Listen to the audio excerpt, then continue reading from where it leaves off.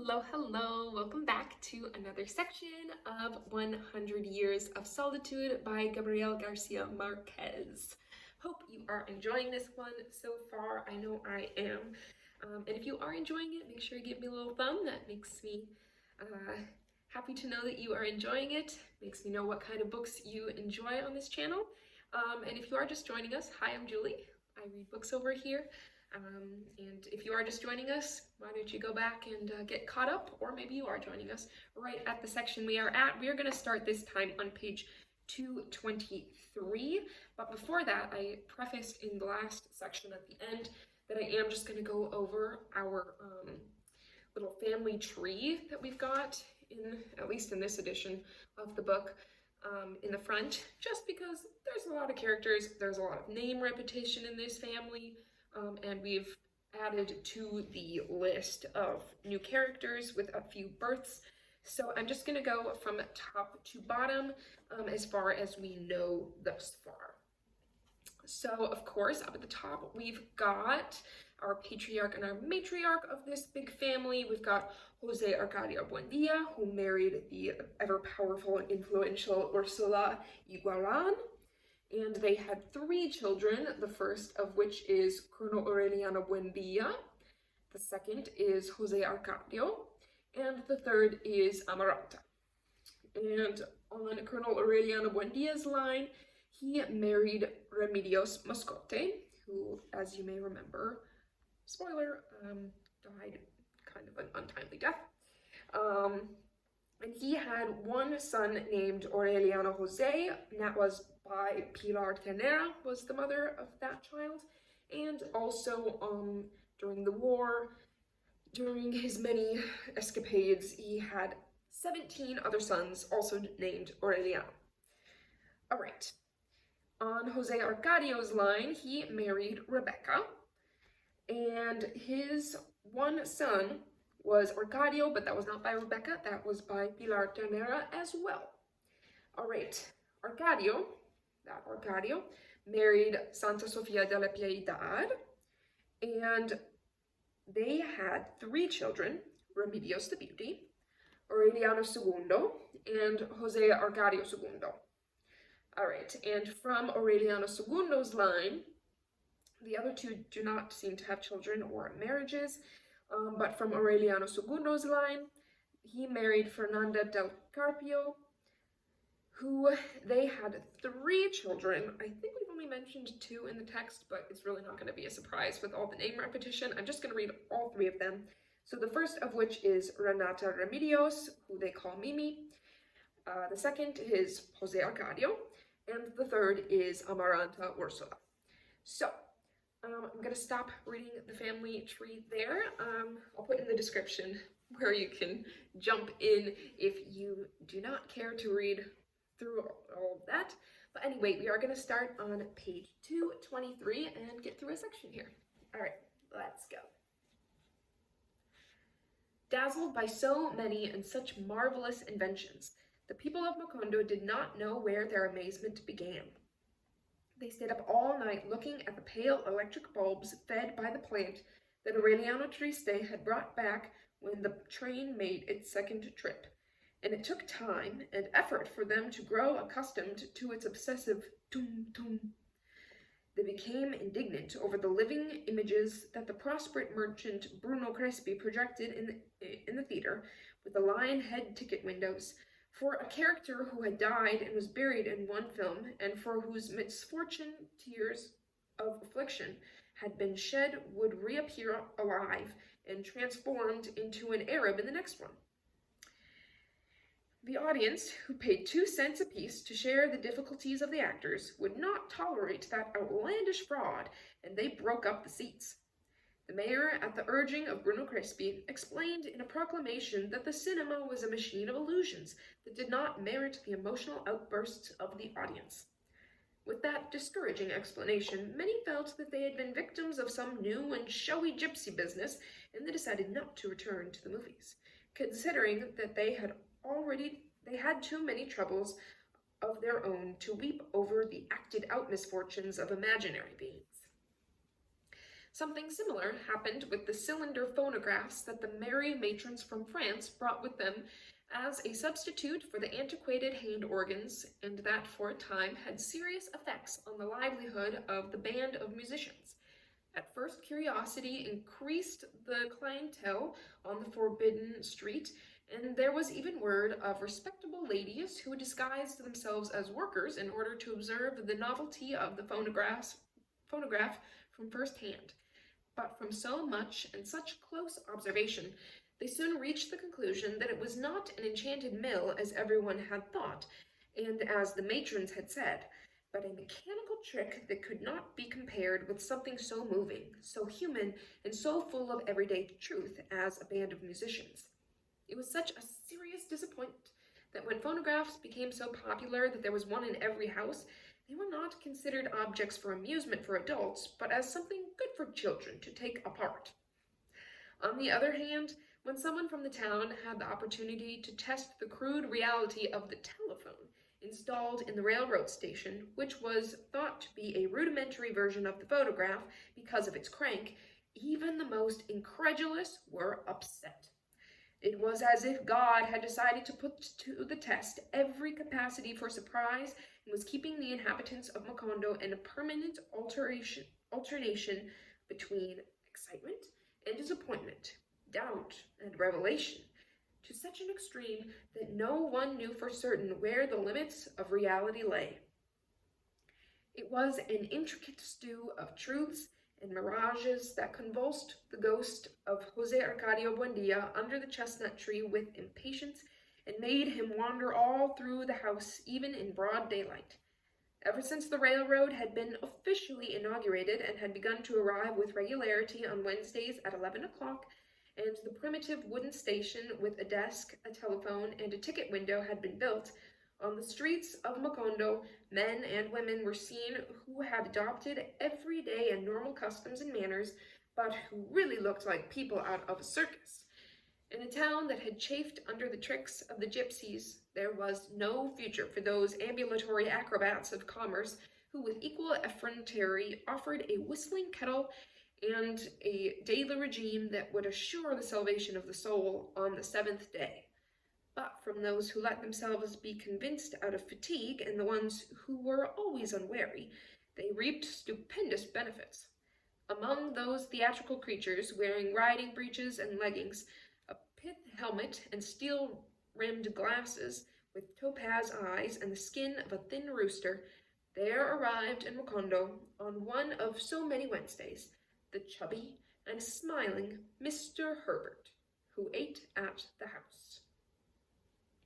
No one had noticed him at the table until the first bunch of bananas had been eaten.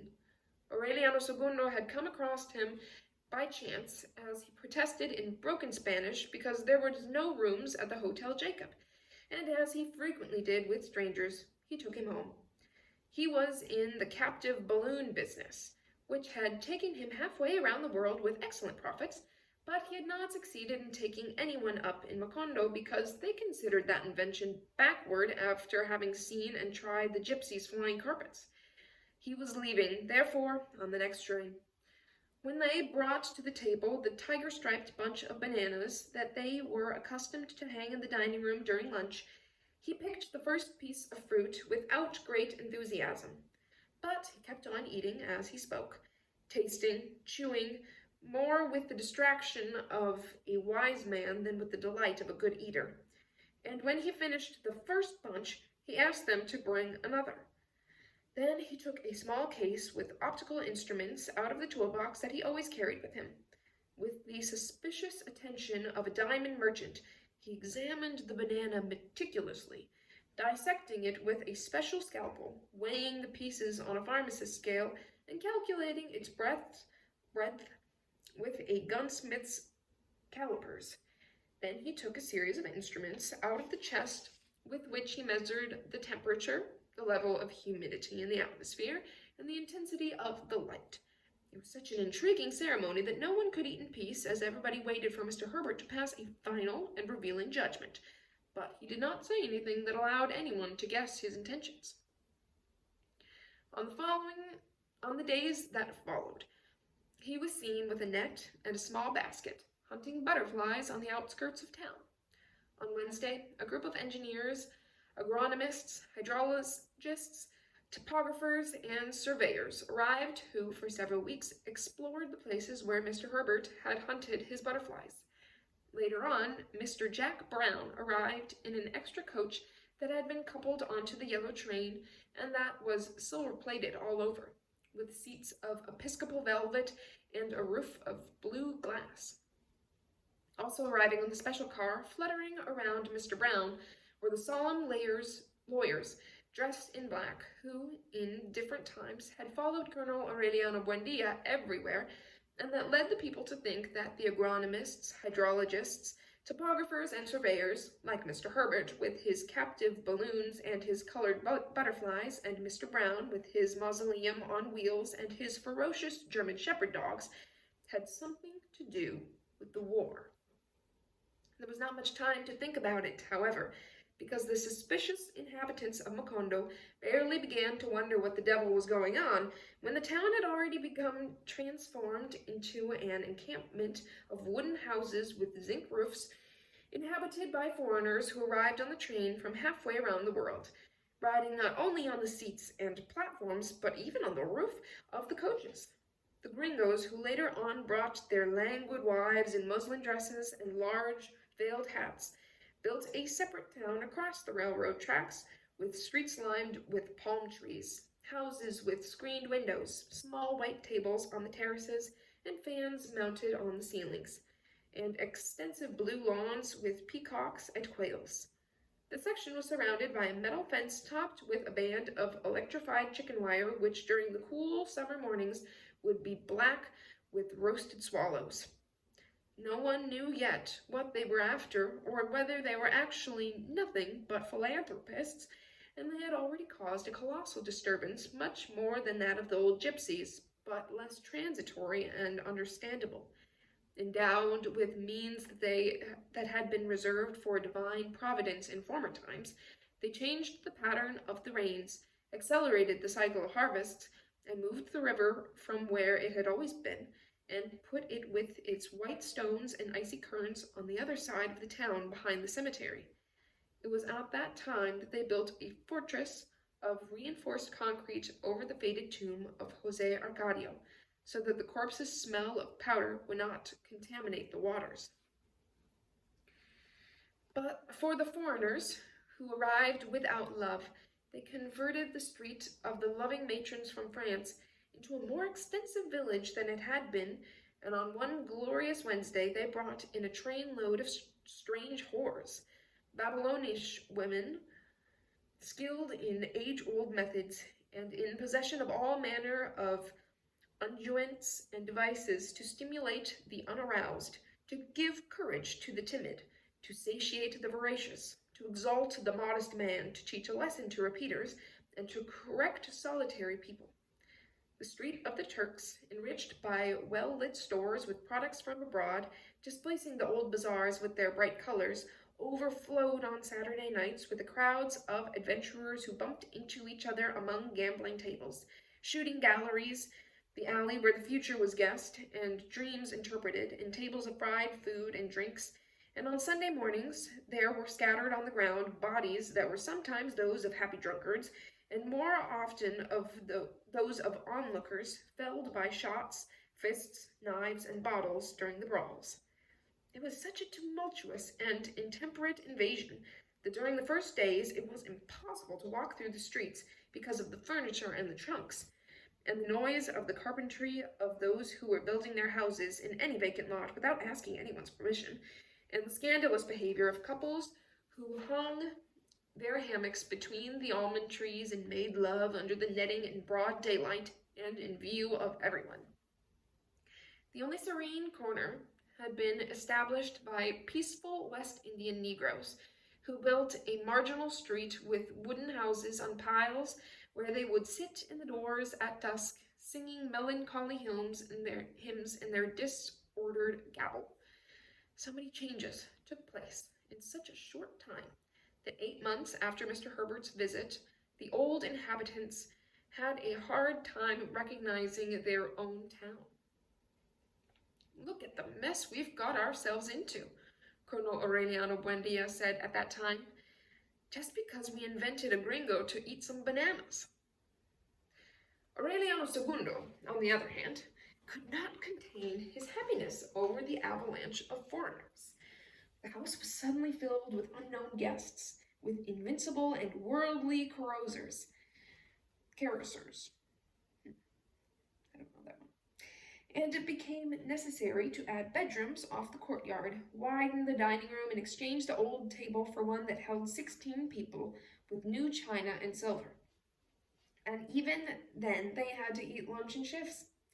Fernanda had to swallow her scruples and treat guests of the worst sort like kings as they muddied the porch with their boots, urinated in the garden, laid their mats down anywhere to take their siesta, and spoke without regard for the sensitivities of ladies or the proper behavior of gentlemen. Amaranta was so scandalized with the plebeian invasion that she went back to eating in the kitchen as in olden days. Colonel Aureliano Buendía, convinced that the majority of those who came into his workshop to greet him were not doing it because of sympathy or regard, but out of curiosity to meet a historical relic, a museum fossil, decided to shut himself in by barring the door, and he was not seen any more except on very rare occasions when he would sit at the street door. Ursula, on the other hand, even during the days when she was already dragging her feet and walking about groping along the walls, felt a juvenile excitement as the time for the arrival of the train approached. "We have to prepare some meat and fish," she would order the 4 cooks, who hastened to have everything ready under the imperturbable direction of Santa Sofia de la Piedad. "We have to prepare everything," she insisted, "because we never know what these strangers like to eat." The train arrived during the hottest time of day.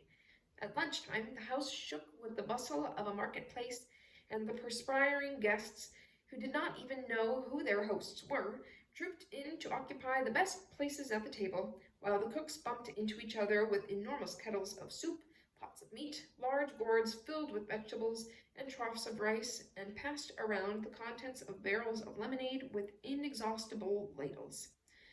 The disorder was such that Fernanda was troubled by the idea that many were eating twice, and on more than one occasion she was about to burst out with a vegetable hawker's insult because someone at the table, in confusion, asked her for the check.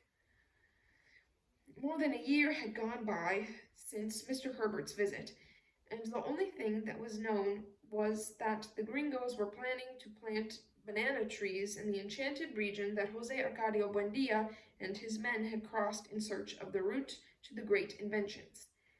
2 other sons of Colonel Aureliano Buendía, with the cross of ashes on their foreheads, arrived, drawn by that great volcanic belch, and they justified their determination with a phrase that may have explained everybody's reasons. "We came," they said, "because everyone is coming." Remedios the Beauty was the only one who was immune to the banana plague. She was becalmed in a magnificent adolescence, more and more impenetrable to formality, more and more indifferent to malice and suspicion, happy in her own world of simple realities. She did not understand why women complicated their lives with corsets and petticoats, so she sewed herself a coarse cassock that she simply put over her head, and without further difficulties resolved the problem of dress, without taking away the feeling of being naked, which according to her lights was the only decent way to be when at home. They bothered her so much to cut the rain of hair that already reached to her thighs, and to make rolls with combs and braids with red ribbons, that she simply shaved her head and used the hair to make wigs for the saints. The startling thing about her simplifying instinct was that the more she did away with fashion in a search for comfort, and the more she passed over conventions as she obeyed spontaneity, the more disturbing her incredible beauty became, and the more provocative she became to men. When the sons of Colonel Aureliano Buendía were in Mocondo for the first time, Ursula remembered that in their veins they bore the same blood as her great-granddaughter, and she shuddered with a forgotten fright. "Keep your eyes wide open," she warned her. "With any of them, your children will come out with the tail of a pig." The girl paid such little attention to the warning that she dressed up as a man and rolled around in sand in order to climb the greased pole, and she was at the point of bringing on a tragedy among the 17 cousins who were driven mad by the unbearable spectacle. That was why none of them slept at the house when they visited the town, and the 4 who had stayed lived in rented rooms at Ursula's insistence. Remedios the beauty, however, would have died laughing if she had known about that precaution. Until her last moment on earth, she was unaware that her irreparable fate as a disturbing woman was a daily disaster. Every time she appeared in the dining room against Ursula's orders, she caused a panic of exasperation among the outsiders. It was all too evident that she was completely naked underneath her crude nightshirt, and no one could understand that her shaved and perfect skull was not some kind of challenge, and that the boldness with which she uncovered her thighs to cool off was not a criminal provocation, nor was her pleasure when she sucked her fingers after eating. What no member of the family ever knew was that the strangers did not take long to realize that Remedios the beauty gave off a breath of perturbation, a tormenting breeze that was still perceptible several hours after she had passed by. Men expert in the disturbances of love, experienced all over the world, stated that they had never suffered an anxiety similar to the one produced by the natural smell of Remedios the beauty. On the porch, with the begonias, in the parlor, in any place in the house, it was possible to point out the exact place where she had been and the time that had passed since she had left it. It was a definite, unmistakable trace that no one in the family could distinguish because it had been incorporated into the daily orders for a long time, but it was one that the outsiders identified immediately. They were the only ones, therefore, who understood how the young commander of the guard had died of love, and how a gentleman from a faraway land had been plunged into desperation, unaware of the restless circle in which she moved, of the unbearable state of intimate calamity that she provoked as she passed by. Remedios the beauty treated the men without the least bit of malice, and in the end upset them with her innocent complacence. When Ursula succeeded in imposing the command that she eat with Amaranta in the kitchen so that the outsiders would not see her, she felt more comfortable because, after all, she was beyond all discipline. In reality, it made no difference to her where she ate, and not at regular hours, but according to the whims of her appetite. Sometimes she would get up to have lunch at 3 in the morning, sleep all day long, and she spent several months with her timetable all in disarray, until some casual incident would bring her back into the order of things.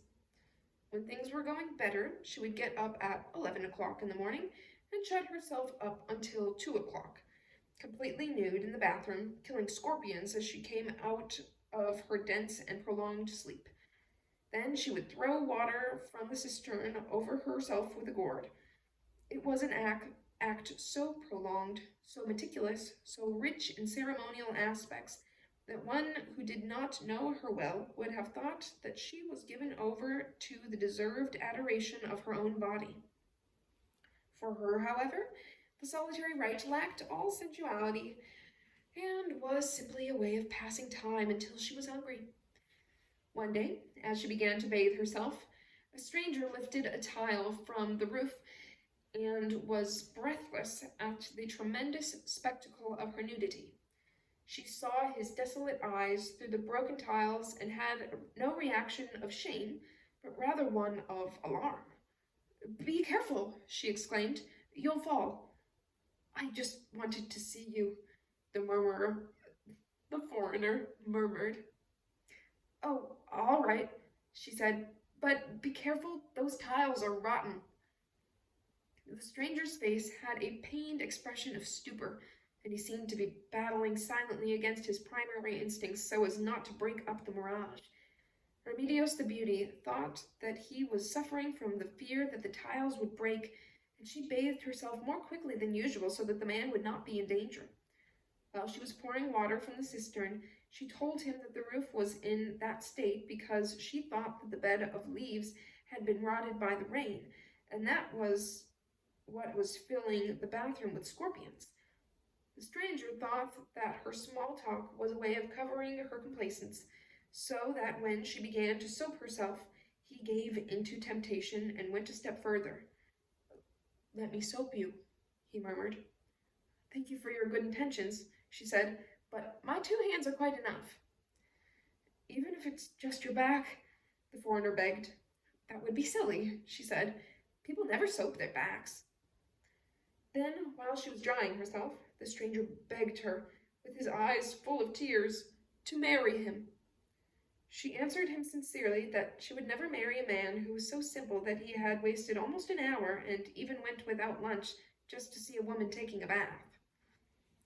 Finally, when she put on her cassock, the man could not bear the proof that, indeed, she was not wearing anything underneath, as everyone had suspected, and he felt himself marked forever with the white-hot iron of that secret.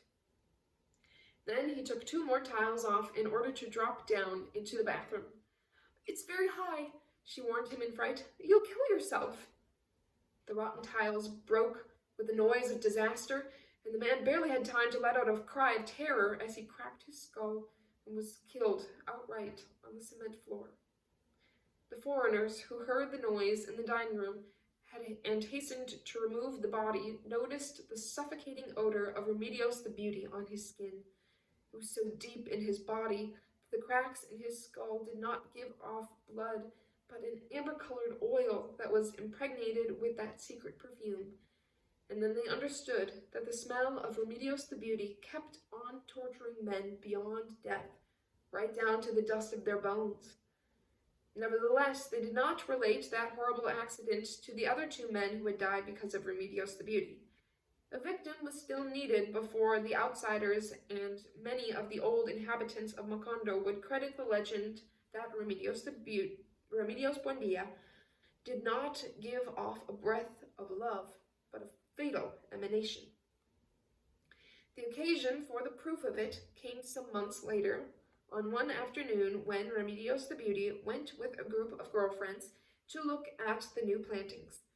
For the girls of Macondo, that novel game was a reason for laughter and surprises, frights and jokes, and at night they would talk about their walk as if it had been an experience in a dream.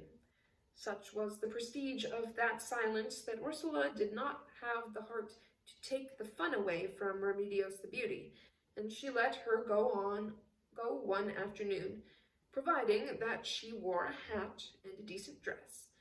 As soon as the group of friends went into the plantings, the air became impregnated with a fatal fragrance. The men who were working along the rows felt possessed by a strange fascination, menaced by some invisible danger, and many succumbed to a terrible desire to weep. Remedios the Beauty and her startled friends managed to take refuge in a nearby house, just as they were about to be assaulted by a pack of ferocious males. A short time later, they were rescued by the 4 Aurelianos, whose crosses of ash inspired a sacred respect, as if they were caste marks, stamps of invulnerability. Remedios the Beauty did not tell anyone that one of the men, taking advantage of the tumult, had managed to attack her stomach with a hand that was more like the claw of an eagle clinging to the edge of a precipice. She faced the attacker in a kind of instantaneous flash, and saw the disconsolate eyes, which remained stamped on her heart like the hot coals of pity.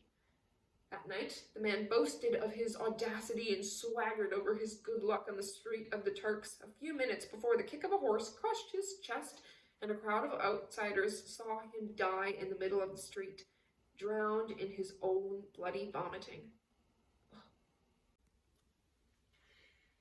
The supposition that Remedios the Beauty possessed powers of death was then borne out by 4 irrefutable events.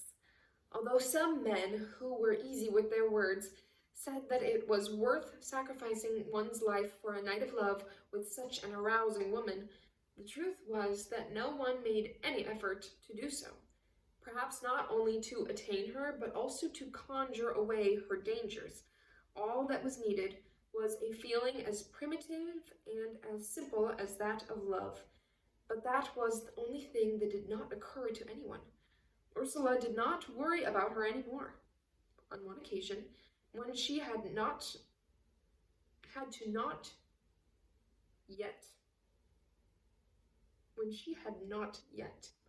given up the idea of saving her for the world, she had tried to get her interested in basic domestic affairs. Men demand much more than you think, she would tell her enigmatically. There's a lot of cooking, a lot of sweeping, a lot of suffering over little things beyond what you think.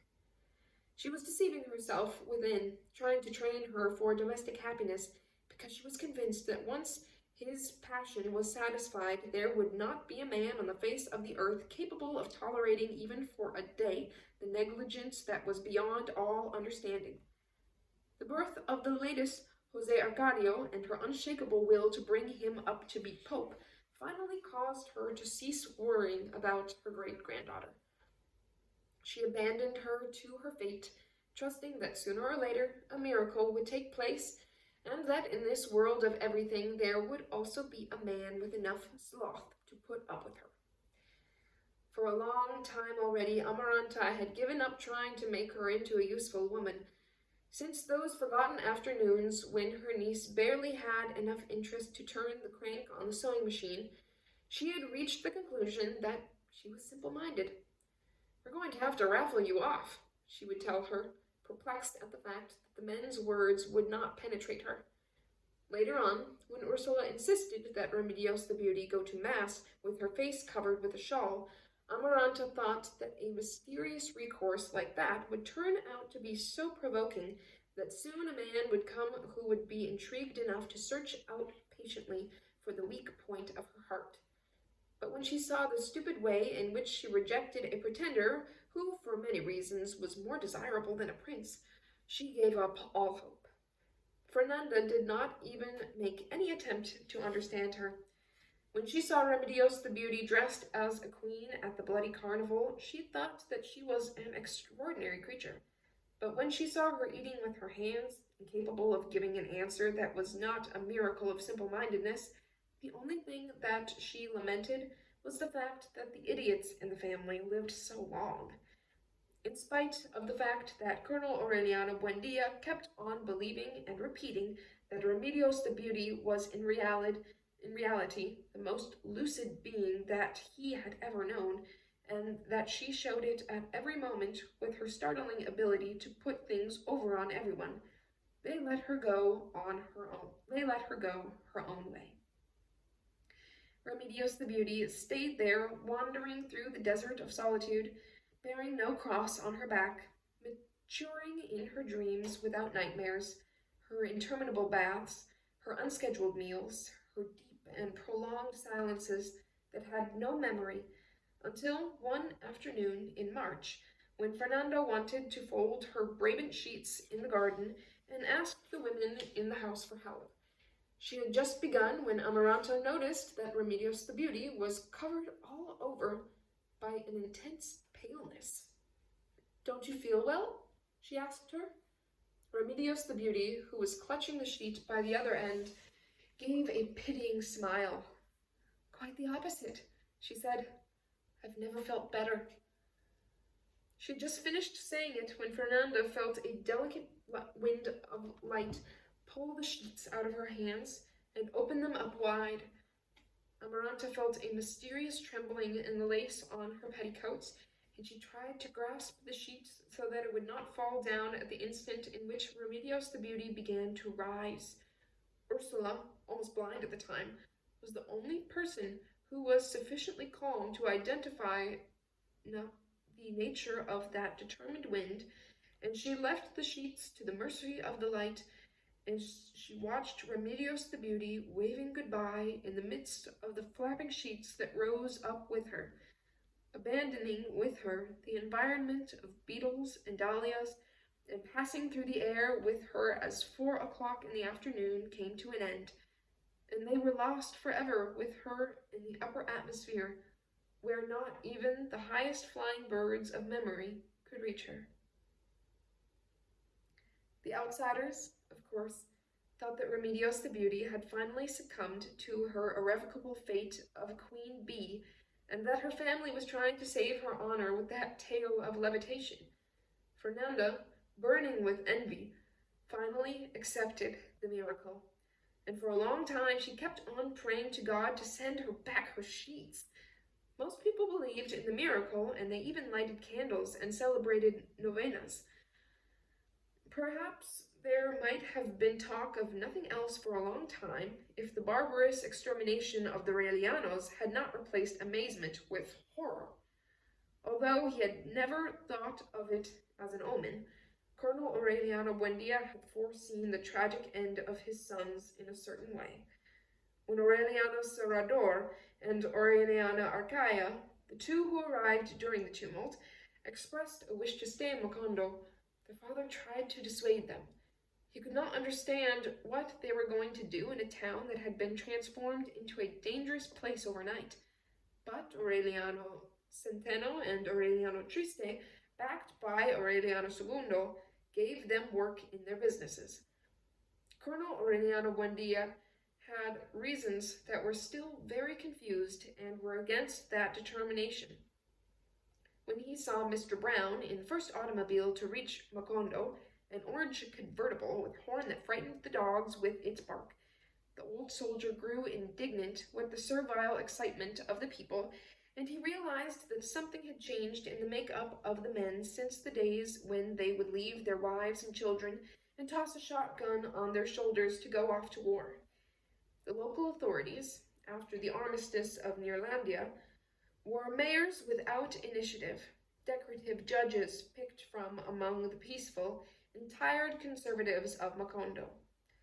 This is a regime of wretches, Colonel Aureliano Buendía would comment when he saw the barefoot policemen armed with wooden clubs pass. We fought all those wars, and all of it just so that we didn't have to paint our houses blue. When the Banana Company arrived, however, the local functionaries were replaced by dictatorial foreigners, whom Mr. Brown brought to live in the electrified chicken yard so that they could enjoy, as he explained it, the dignity that their status warranted, and so that they would not suffer from the heat and the mosquitoes and the countless discomforts and privations of the town. The old policemen were replaced by hired assassins with machetes. Shut up in his workshop, Colonel Aureliano Buendía thought about those changes, and for the first time in his quiet years of solitude, he was tormented by the definite certainty that it had been a mistake not to have continued the war to its final conclusion. During that time, a brother of the forgotten Colonel Magnifico Visbo was taking his 7-year-old grandson to get a soft drink at one of the pushcarts on the square, and because the child accidentally bumped into a corporal of police and spilled the drink on his uniform, the barbarian cut him to pieces with his machete, and with one stroke he cut off the head of the grandfather as he tried to stop him. The whole town saw the decapitated man pass by as a group of men carried him to his house, with a woman dragging the head along by his hair, and the bloody sack with the pieces of the child. For Colonel Aureliano Buendía, it meant the limits of atonement. He suddenly found himself suffering from the same indignation that he had felt in his youth over the body of the woman who had been beaten to death because she had been bitten by a rabid dog. He looked at the groups of bystanders in front of the house, and with his old stentorian voice, restored by a deep disgust with himself, he unloaded upon them the burden of hate that he could no longer bear in his heart. "One of these days," he shouted, "I'm going to arm my boys so we can get rid of these shitty gringos." During the course of that week, at different places along the coast, his 17 sons were hunted down like rabbits by invisible criminals who aimed at the center of their crosses of ash. Aureliano Triste was leaving the house with his mother at 7 in the evening when a rifle shot came out of the darkness and perforated his forehead. Aureliano Centeno was found in the hammock that he was accustomed to hang up in the factory with an ice pick between his eyebrows, driven in up to the handle. Aureliano Serrador had left his girlfriend at her parents' house after having taken her to the movies and was returning through the well-lighted street of the Turks when someone in the crowd, who was never identified, fired a revolver shot which knocked him over into a cauldron of boiling lard. A few minutes later, someone knocked at the door of the room where Aureliano Arcaia was shut up with a woman and shouted to him, "Hurry up! They're killing your brothers!" The woman who was with him said later that Aureliano Arcaia jumped out of bed and opened the door and was greeted with the discharge of a Moser that split his head open. On that night of death, while the house was prepared to hold a wake for the 4 corpses, Fernanda ran through the town like a madwoman looking for Aureliano II, whom Petrocotis had locked up in a closet, thinking that the order of extermination included all that bore the colonel's name. She would not let him out until the 4th day, when the telegrams received from different places along the coast made it clear that the fury of the invisible enemy was directed only at the brothers marked with the crosses of ash. Amaranta fetched the ledger, where she had written down the facts about her nephews, and as the telegrams arrived, she drew lines through the names until only that of the eldest remained. They remembered him very well because of the contrast between his dark skin and his green eyes. His name was Aureliano Amador. He was a carpenter living in a village hidden in the foothills. After waiting 2 weeks for the telegram telling of his death, Aureliano II sent a messenger to him in order to warn him, thinking that he might not know about the threat that hung over him. The emissary returned with the news that Aureliano Amador was safe. The night of the extermination, 2 men had gone to get him at his house and had shot at him with their revolvers, but they had missed the cross of ashes. Aureliano Amador had been able to leap over the wall of the courtyard and was lost in the labyrinth of the mountains, which he knew like the back of his hand, thanks to the friendship he maintained with the Indians from whom he bought wood. Nothing more was heard of him. Those were dark days for Colonel Aureliano Buendía. The President of the Republic sent him a telegram of condolence, in which he promised an extensive investigation and paid homage to the dead men. At his command, the mayor appeared at the services with 4 funeral wreaths, which he tried to place on the coffins, but the colonel ordered him into the street. After the burial, he drew up and personally submitted to the President of the Republic a violent telegram, which the telegrapher refused to send. Then he enriched it with terms of singular aggressiveness, put it in an envelope, and mailed it.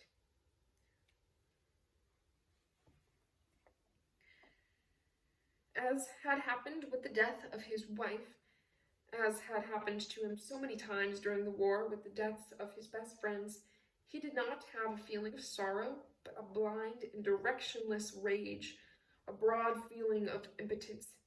He even accused Father Antonio Isabel of complicity for having marked his sons with indelible ashes so that they could be identified by their enemies.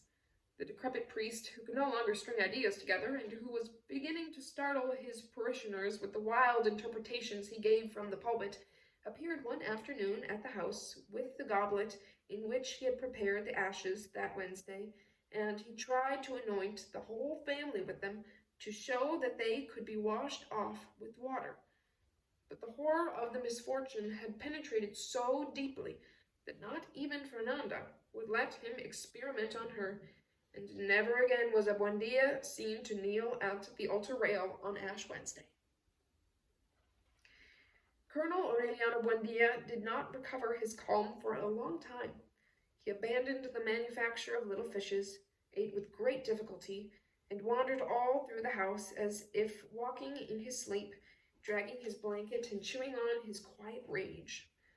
At the end of 3 months, His hair was ashen, his old waxed mustache poured down beside his colorless lips.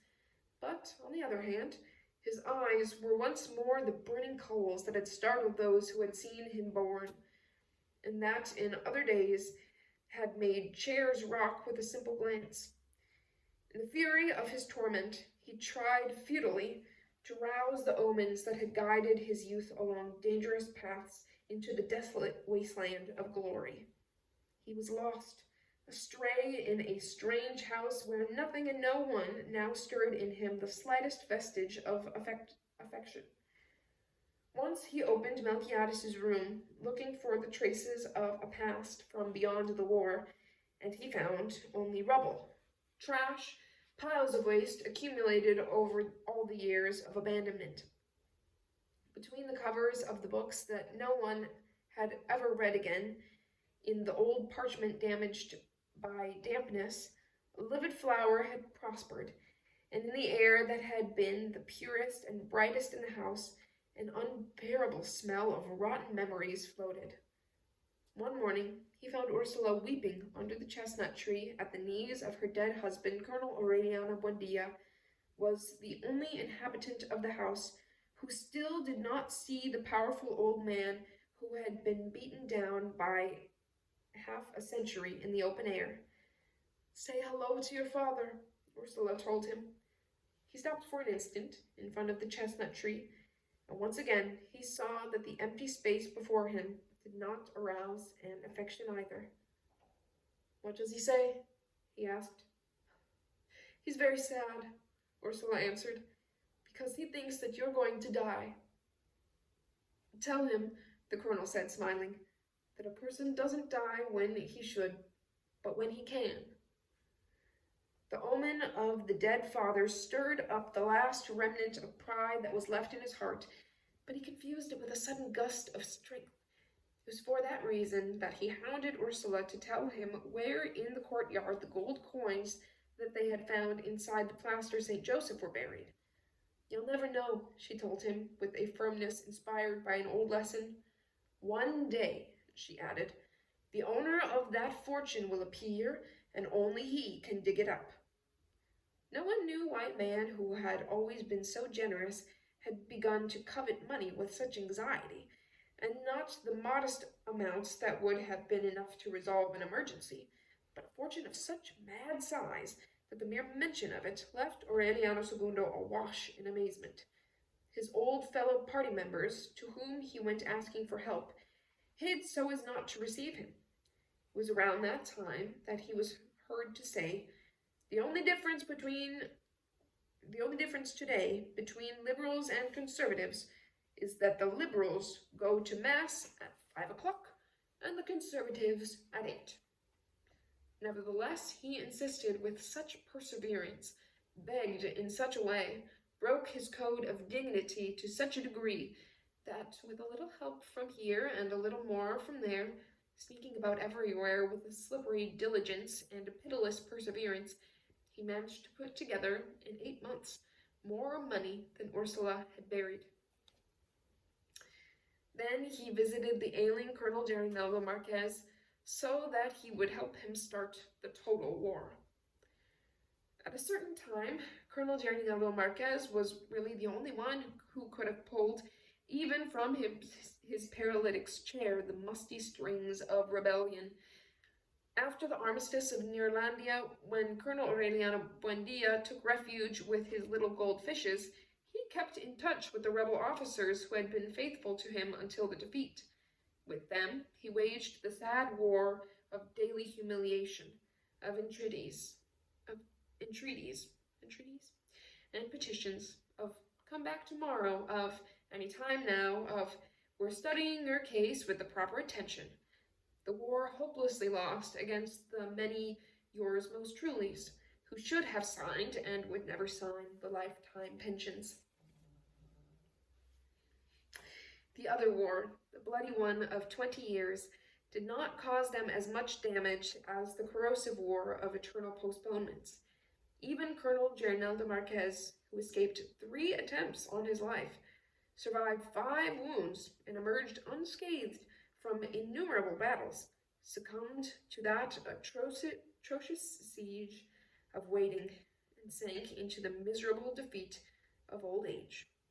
Thinking of Amaranta among the diamond-shaped patches of light in a borrowed house, the last veterans of whom he had word had appeared photographed in a newspaper with their faces shamelessly raised beside an anonymous president of the republic who gave them buttons with his likeness on them to wear in their lapels, and returned to them a flag soiled with blood and gunpowder so that they could place it on their coffins. The others, more honorable, were still waiting for a letter in the shadow of public charity, dying of hunger, living through rage, rotting of old age, amid the exquisite shit of glory. So that when Colonel Aureliano Buendía invited him to start a mortal conflagration that would wipe out all vestiges of a regime of corruption and scandal backed by the foreign invader, Colonel Jardineldo Marquez could not hold back a shudder of compassion. "Oh, Aureliano," he sighed, "I already knew that you were old, but now I realize that you're a lot older than you look." And that is the end of the section. Gladly. My stomach is growling. I'm gonna go get something to eat. Maybe you will too. But I hope that you enjoyed this section, and I will catch you in the next one. Bye.